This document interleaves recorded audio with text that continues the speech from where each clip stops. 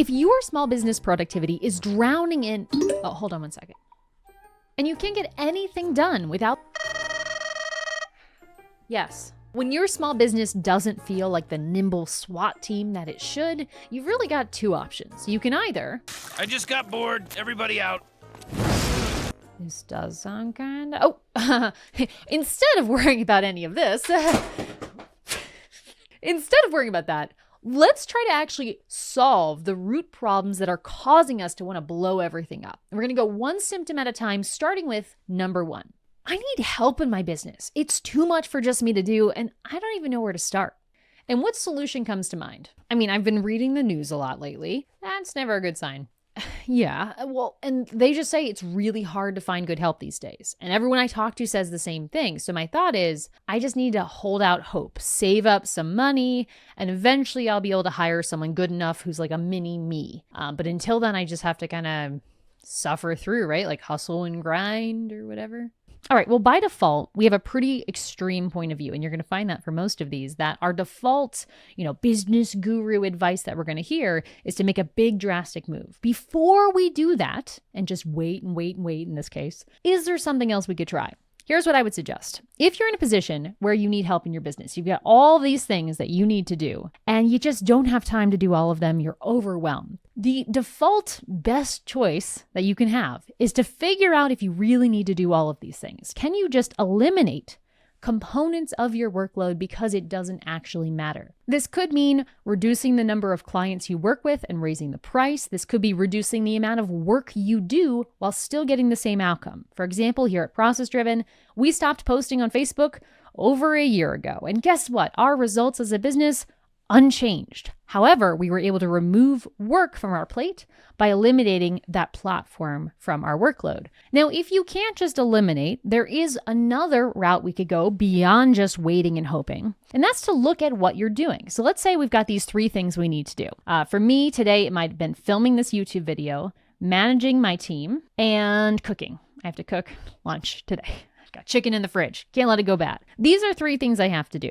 Your list might look different, but if I'm trying to find someone who can do all of these things, I'm going to be looking for a special kind of unicorn. I don't know how to draw a unicorn. That does not look like a unicorn. Just unicorn image here. We're looking for a unicorn. That's going to be a very hard to find, difficult to fill role if I'm trying to find someone who can both cook, manage my team, and make these videos for you, right? I'd be in the same boat as our example person here. To avoid having to find a unicorn and make my job of delegation easier, I can break these pieces up. I can look for one person who is good at cooking. I can find one person who could help manage my team. I could have another person who could do these YouTube videos. Or maybe I just take one area, like cooking, and I get help in that and leave the other two on my plate. That's valid as well. And if you've been around the block for a while, you've probably heard these strategies. They're simple, they're basic, they're time-tested for a reason. But if you find yourself in that scenario of, man, I just need help, I can't afford it, I don't know where to start, I guess I'll just wait and see. Don't feel like you have to wait. These are two tactics I shared that you can implement today, one of which costs nothing. The other one is going to cost a marginal amount, but both are designed to get you help in small, bite-sized ways. That is surprisingly simple. Let me give you another symptom I have and see if we can also solve it in such a simple way. I am drowning in notifications. I get emails, phone calls, WhatsApp, Slack DMs. I get messages from my team at all hours of the day, whether I'm here, on vacation, or it's the weekend. And I am tired. I don't know how much longer I can keep doing this, but if I don't respond to each and every message, I know what'll happen. Nothing. Work will just stop. Nothing will get done. People just twiddle their fingers until I get back to them. And so I'm constantly on call to answer all of these basic questions. And what's your go-to solution? Well, I think the problem is we just don't have the right tool. Like we have Slack and we have Smart Suite and we have Notion and we also use Asana and Trello. And I mean, all of these are just making things worse. So my thought is we just haven't found the right tool yet. And so we should probably migrate our whole company to something better. And I see a lot of ads for these like AI-based tools. So I think maybe that's the way we should go. So before we get to those drastic extremes, let's take this drowning in communication puzzle and try to break it down. Because what's really happening here? What's happening is that every time you need something, you are sending a message of some kind. Hopefully you can see this. There's a little message there. And every time someone on your team needs something, they are also sending a message to you.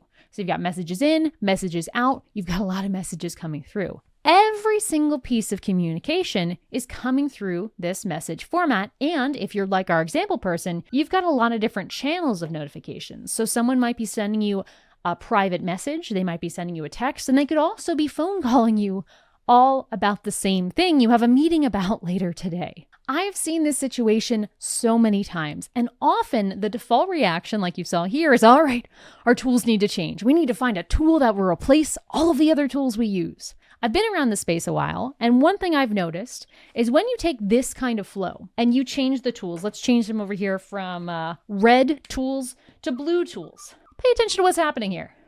We now have blue arrows instead of red arrows. Does any of the communication habits that we have formed change because they're now blue instead of red? Maybe if you just like the color blue, this has become a little bit better. But what we have just done is just move our bad habits into another platform. And to make that move, we've spent a lot of time, a lot of training, and a lot of money to make the shift from red to blue. If we want to fix this communication nightmare in our small business, yes, the tools can be something we address downstream, but the first thing I would focus on is actually our habits. In other words, these arrows here. We're messaging, we're meeting, we're emailing, we're texting. We've got all of these different methods. That is the big thing we can fix. And guess what? It's free to do. To fix this, all I want you to do is grab a piece of paper or a digital piece of paper in your tool of choice and name it your communication rules. Okay, communication rules, comm rules. Inside this communication rules document, I just want you to think about all of the different ways you currently communicate. So in this case, it might be Slack, email, text,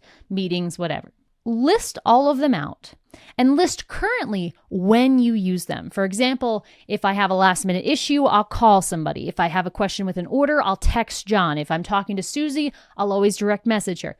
Write down what's currently happening. Then pick one, max two of these methods that you have and write a new way at the bottom. Say, moving forward from this date onward, we are only using two methods of communication, and go through all the same situations you listed above. When you need to contact Susie, when you have an order change, when a billing issue is wrong, when the website is down, all of those situations, say which of the two max methods you would like your team to use. For most teams, if you're not sure what to use, my suggestion would be to use your task management software if you have one. If you don't have one, email is a fine starting point. All we are focused on right now is eliminating the arrows. So that way your team is used to one channel, max two if you want to get fancy, of communication.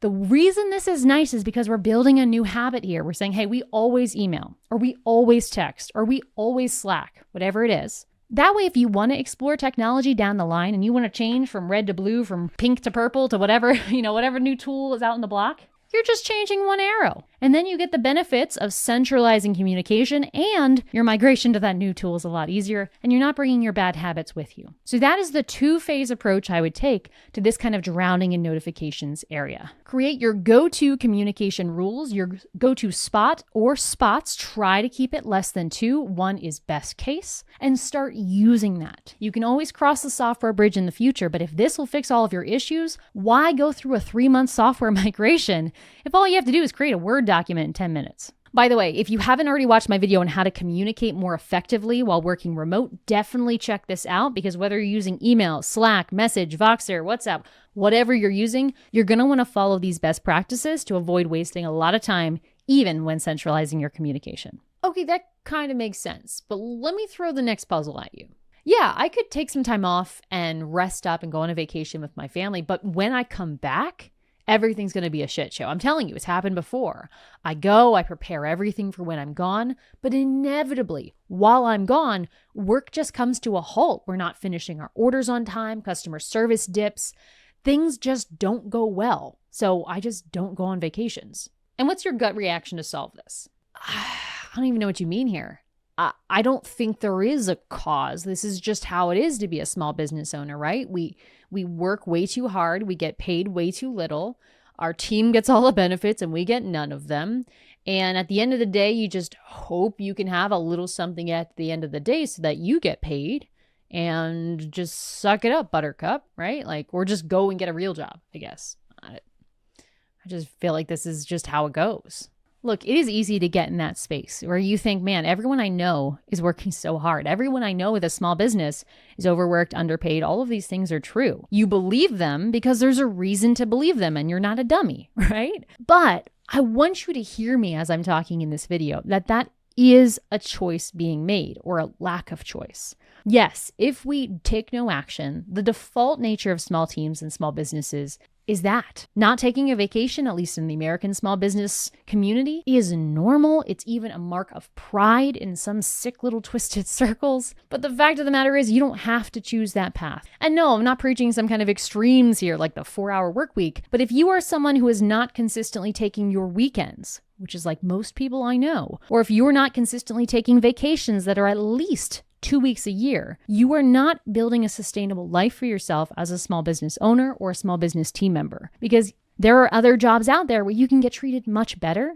And one day when things get tough, that's going to become a lot more tempting. And so let's not self-sabotage by depriving yourself until eventually you just quit. Let's figure out a way to solve vacation dread. And I've got an easy action for you on this one. It's called a task list. Yep, that's simple. This sounds so basic. But if you're suffering from vacation dread, either this is not being done or this is not being done fully. Because if you have a shared, solid task list, you'll be able to go on vacation with full confidence that things will be handled. Let me describe what this looks like. A shared task list is a space, one space, where you or anyone else can go to see all of the different items that need to be done on your team and by what specific date. Pay attention to that date part, because that is how you know exactly what is going to be happening while you are out on vacation. And guess what? You now can plan ahead and say, I'm going to be out next Friday, but I really need to do the bookkeeping. Rather than just thinking about that and dreading that and having to work ahead or anything like that,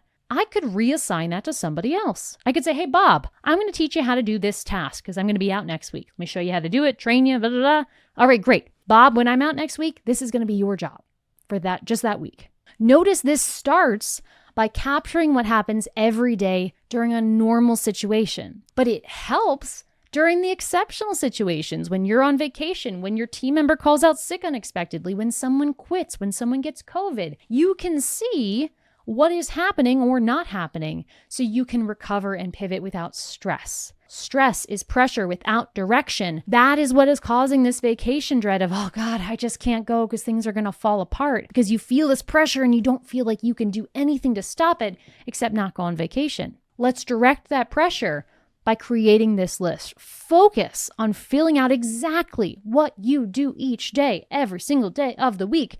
Might sound crazy, but it's probably 10 to 20 things every single day. When you go on vacation, know with full confidence that all of those things are covered. That way, there's no dread for you taking time off. You know all of the ducks are in a row, and everyone who needs to cover for you knows what they're doing, when they're doing it, and how to do it. There is a reason that here at ProcessDriven, we always start with this kind of shared task list as the first step of systemizing a small business, because tasks are such a powerful way to free our minds. That sounds super hippie. I've got kombucha here too. Free our minds, man. Tasks are a powerful way to free our minds up to focus on other things, to relax on vacation, or to focus on the next creative endeavor. By the way, if you feel like I'm calling you out in this video at all, it's not a you thing. It's because these are really common challenges that are facing small teams across the world, and I've seen them hundreds of times at this point. But if you'd like to discover more than just the 5 I'm featuring in this video, I actually have a resource called the Systemization Snapshot, where it asks you a bunch of questions about things that do or don't happen in your small team. And by answering those questions, you'll get a sense of where you're succeeding or maybe missing out on some opportunities for your small team. It's confidential. I just use it for research and for making videos like this. So if you want to check it out for free, link is in the description below. My team is constantly missing deadlines and miscommunicating with my clients, and it's making me and my business look bad. It makes me want to just go back to being a one-person shop and just say, screw it, this whole team thing is not for me. And how do you think you should fix this? I mean, I've been reading a lot of books on building systems and scaling and growth and all this stuff. And one thing comes back again and again is that you need to surround yourself with A players, like really, really good people. And I don't know, I'm starting to think like, I'm a small business. I don't have a big budget. Maybe I've just got a shitty team. and I should just fire them all and restart, or maybe save up, hire like an integrator, someone who could like manage the team, and then fire everybody and restart, because clearly like these people just don't got it. Completely valid to feel that way. But before we go to the drastic, can we change our process to make late tasks and broken promises less common? And there are two ways we can do that. It builds on what we talked about in the last section, where we talked about having a task list. Once you have that task list, you're ready to solve the lateness problem. And there are two ways you can go about it. Method number one, take this task list, and when promises are broken, meaning those due dates that you set are not met, bring them up for discussion. So the soft way to do this would be inside a one-on-one discussion. And if you want to be a little bit more competitive with your team, you can bring this to a all-team discussion.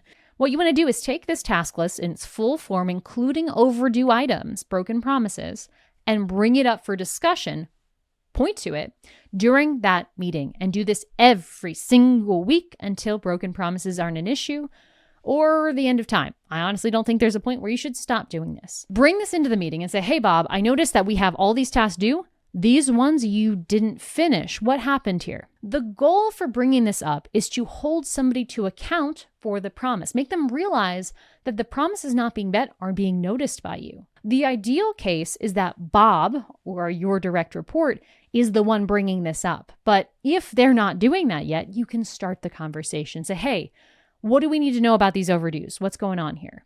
Tell me, why did this happen and how can we prevent it? Those kinds of conversations that are not a condemnation, it's not an I'm sorry apology moment, it's a constructive talk about why did this happen? Here's why it's a problem. How are we going to do better? Eventually, you'd like to get to a point where not only are the overdues not a concern anymore, but you're able to talk about the future. Bob can come to you in those one-on-one meetings and say, hey, I've got a task due on Friday. I'm having a hard time meeting that deadline. Can you help me meet that deadline? Can I talk through with you some different strategies for how I could make this work by reducing the scope or working faster or getting help or blah, blah, blah, blah, blah. Our goal is to shift from reactive, highlighting what's not working and learning from it, to proactive of planning ahead. And it all starts by bringing continuous awareness to what we care about by talking about it. In this case, tardiness. And if you really want to be a hard ass on this, like I am, if you really want to make tardiness be shown as a team-wide pain, you can also report on it. So something we do here at ProcessDriven, a little bonus tip here, is I actually have an automation that's set up. Every time a task is more than 3 days overdue, a tag goes onto it that says broken promise. Yeah, I'm that guy. And a comment goes onto it saying, hey, what happened here? Let us know. And I'm basically bringing that kind of conversation we normally have in a one-on-one and automating it. The reason I'm doing that is because that way me and that person are instantly notified rather than waiting till once a week, and I can report on that number. So I'm reporting on the number of broken promises on a weekly metric as a team-wide thing to keep an eye on to see how well we're doing collectively. But I'm just a little extra. Self-accountability, huh? Never really heard about that, but I know you have a video up on the top of the screen where I can watch more, so I'm going to go do that. In the meantime, I've got one more puzzle for you. My team just doesn't take initiative. I need to babysit them on every little thing. Like they want me to micromanage them just to get work done. And if I'm not there telling them exactly what to do each day, they just don't do anything, or they'll waste their whole day on things that don't actually matter. So it means in order for them to get anything done, I have to spend my whole day telling them exactly what to do, and then I don't get any of my work done. What do you think you need to do to make this better? I think the solution here is to hire somebody like an integrator or a project manager whose whole job is just to babysit these adults, because clearly they're just not wired in the way I need them to. And so if this babysitting has to be done, if they need to be told every single thing they need to do the entire day, well, then it'd be great if I didn't have to be the one personally doing that. So I guess the solution is to set aside a good chunk of the budget for some kind of manager position. Right? It's funny how these team-based scenarios are really the ones that most often trigger the big outsized reactions. And you know what?